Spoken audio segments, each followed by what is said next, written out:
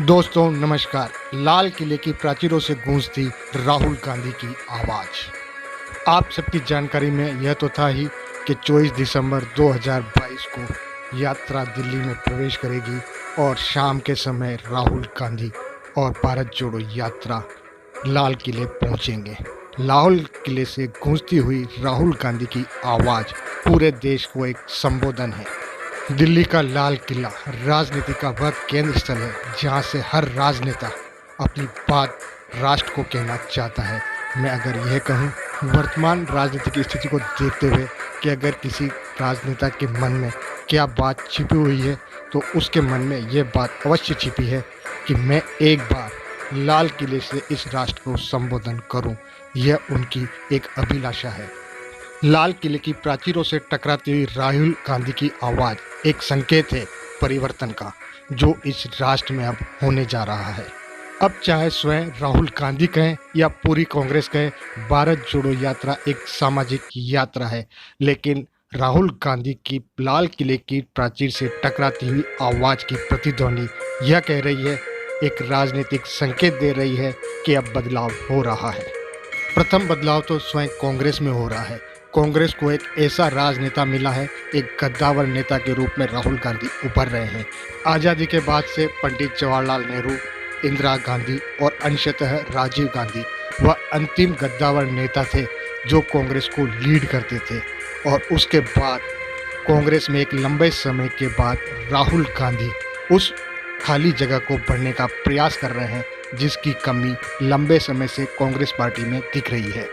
लंबे समय से कांग्रेस में एक खामी नजर आ रही थी, एक ऐसा नेता जो उत्तर से दक्षिण और पूरब से पश्चिम तक पूरी कांग्रेस को लामबंद कर सके। आज इस लाल किले की प्राचीर से टकराती हुई प्रतिध्वनि यह संकेत दे रही है कि कांग्रेस के पास अब ऐसा गद्दावर नेता है जिसके पीछे पूरी कांग्रेस पार्टी, प्रत्येक कांग्रेस का कार्यकर्ता लामबंद होकर चल सकता है।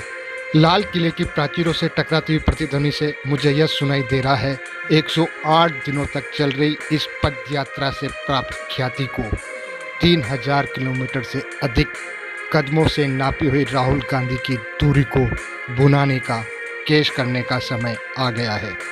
वजह भी साफ है, वह मीडिया जो राहुल गांधी को अपनी स्क्रीन पर नहीं दिखाता था और दिखाता भी था तो नेगेटिव रोल में, लेकिन कल जब राहुल गांधी लाल किले से पूरे देश को संबोधन कर रहे थे, प्रत्येक मीडिया वहां उपस्थित था और हर एक बात जो राहुल गांधी कह रहे थे पूरे देश को सुना रहा था। राहुल गांधी का राष्ट्र को संबोधन एक बदलाव का संकेत है।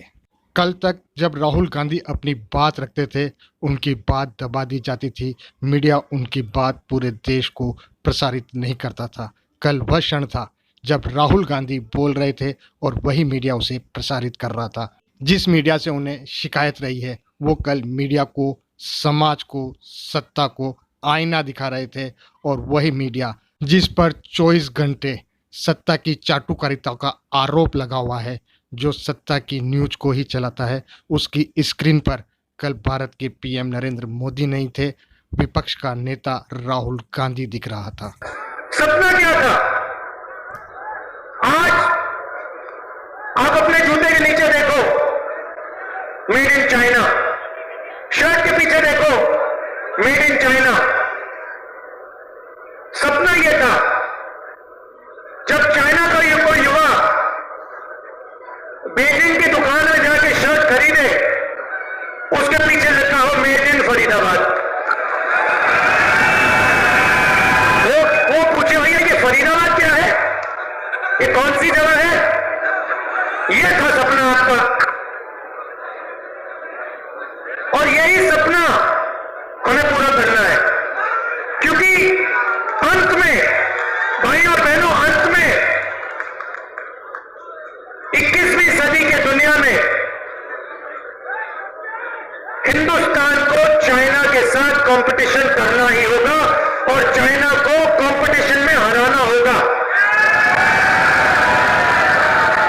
और उनको कौन हरा सकता है? उनको हिंदुस्तान के 2-3 अरबपति नहीं हरा सकते हैं। उनको हिंदुस्तान का किसान, हिंदुस्तान का छोटा व्यापारी, हिंदुस्तान का युवा, हिंदुस्तान के इलेक्शन में हरा सकते हैं, पटक सकते हैं। कल का क्षण एक ऐतिहासिक क्षण मैं कहूँगा, क्योंकि कल मीडिया उस तारे की रोशनी दिखा रहा था जिस तारे पर ग्रहण मीडिया ने ही लगाया था। कल का क्षण ऐतिहासिक इसलिए कहलाया जाएगा क्योंकि कल लाल किले की प्राचीर से जनता की आवाज़ जनता को संबोधित कर रही थी।